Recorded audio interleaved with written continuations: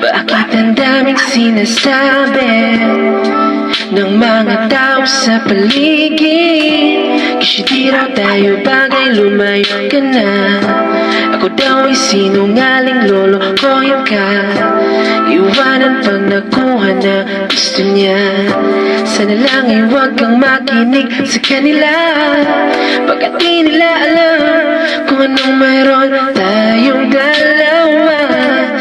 Kahit ano ang balon ng hangin, mga salitang ito ay lagi isipin na hanggang sa dulo ng walang hanggang nalalakbayin, magkapit